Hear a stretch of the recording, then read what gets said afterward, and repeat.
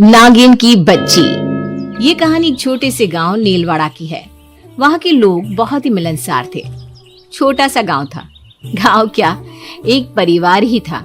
सभी घरों के बच्चे साथ में खेलते, शाम को औरतें मिलती, बातें करती। बहुत ही खुशनुमा माहौल हुआ करता था। एक रोज शाम के वक्त कुछ औरतें गांव के चबूतरे पर बैठी हुई बातें कर रही थी। पता है क्या रेशमा, कल मेरी सास कह रही थी इस गांव में पहले नाग नागिन रहा करते थे। होंगे ही, जब इंसान नहीं होते थे तो सांप बिच्छू ही तो रहते होंगे ना गांव में। तू भी ना। अरे नहीं नहीं, वैसे नहीं। उन्होंने एक बार एक नाग नागिन का जोड़ा भी देखा था जब वो छोटी थी। उन्होंने सबको बताया पर किसी ने उनकी बात न मानी। अरे पर इसमें ना मानने वाली क्या बात है? उन्होंने उस नाग नागिन के जोड़े को इंसान में बदलते देखा था। हैं? तब तो मैं भी ना मानूं इस बात को। ऐसा होता भी है क्या भला? तभी अचानक प्रेमा चीखने लगती है, सांप! सांप! रेशमा, तेरे कंधे पर सांप! अपने कंधे पर झूल रहे काले रंग के सांप को देखकर रेशमा चीख उठती है, बचाओ! बचाओ सांप! उस सांप के पीछे एक छोटा सांप भी भागता है और दोनों सांप फौरन अदृश्य हो जाते हैं। हे भगवान, लगता है ये सांप बैठा हुआ मुझे ही देख रहा था। गलती हो गई, अब नहीं कहूंगी कुछ भी। ये कहकर रेशमा अपने घर चली जाती है और प्रेमा अपने घर। अगली सुबह सबकी नजर एक औरत पर पड़ती है जो अपना सामान हाथ में उठाए अपनी बेटी के साथ गांव में आती है। ये औरत कौन है? पहले तो इसे कभी नहीं देखा। चलना पूछते हैं। नमस्ते बहन जी, किसके घर जाना है आपको? मुझे कहाँ जाना होगा, सब तो मेरा ही है। मैं तो बस घर लौटी हूँ। मैं मतलब नहीं समझी आपका। मैं पास ही के गांव में रहती हूँ। ये मेरी बेटी है। यहाँ पढ़ाई की ज्यादा व्यवस्था नहीं, इसलिए यहाँ आ गए। पर यह गांव नया सा नहीं लगा, बिल्कुल घर सा लगा। इसीलिए तो मैंने कहा कि मैं बस वापस लौटी हूँ। वैसे आपकी बेटी बहुत सुंदर है। रमोला की बेटी तारा इतनी खूबसूरत थी मानो उसने सारी सुंदरता अपने चेहरे में समा ली हो। नीले रंग की आंखें, कमर से भी लंबी चोटी, गोरा रंग, पर मुंह में एक जरा बोली नहीं। बच्ची बोलती नहीं है क्या? हाँ, तारा बोल नहीं सकती, बेजुबान है। ये तो बड़े दुख की बात है। बेटी जरा मुंह खोलकर जबान दिखाना तो।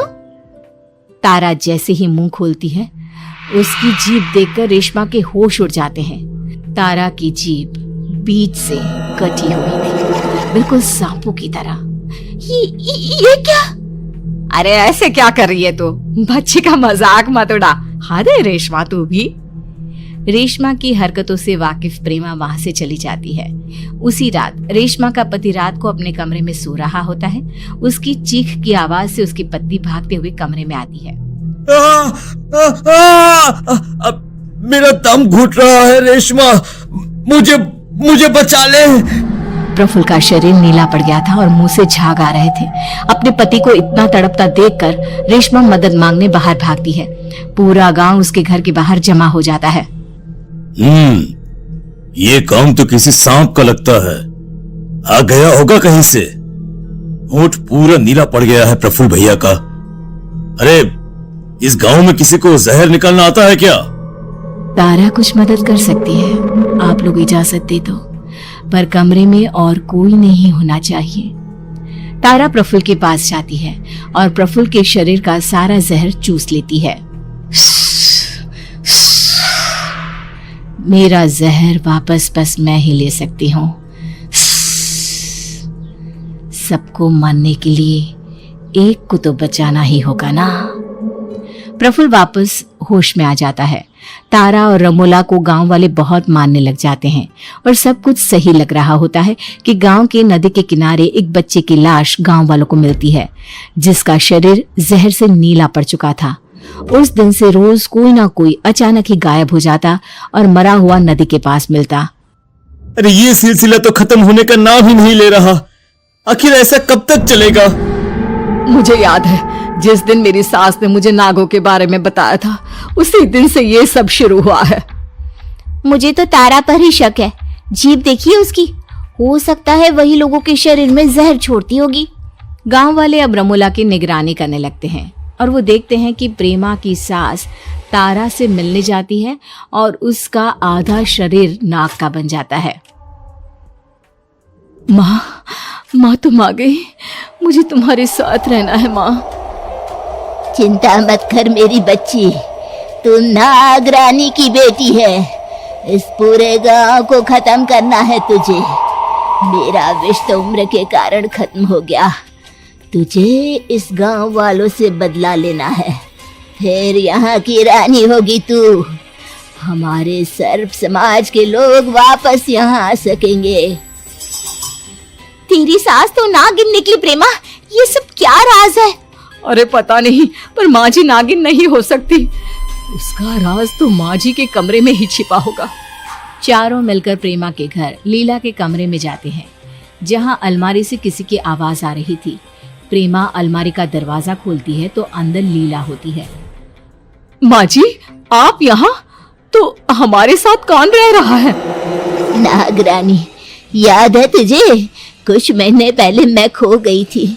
मैं घूमते घूमते जंगल चली गई, जहाँ एक गुफा के सामने से मैंने एक पत्थर हटा दिया और वहाँ से नागरानी और उसकी बेटी तारा निकली। उनकी एक वफादार भी है रमोला। उसने मेरा रूप लिया और मुझे मेरे ही घर में बंद कर दिया। इन सब से निकलने का क्या उपाय है चाची? उसी जंगल में हमें वापस जाना होगा और पत्थर से फिर से जैसे ही गुफा बंद होगी, मरे हुए सभी लोग वापस आ जाएंगे और तारा, उसकी माँ और रमोला गायब हो जाएंगी। सब वैसा ही करते हैं जैसा लीला ने बताया और वही होता है। नीलवाड़ा फिर से खुशहाल हो जाता है। इस हादसे के बाद रेशमा को नाग नागिन पर भरोसा हो ही जाता है।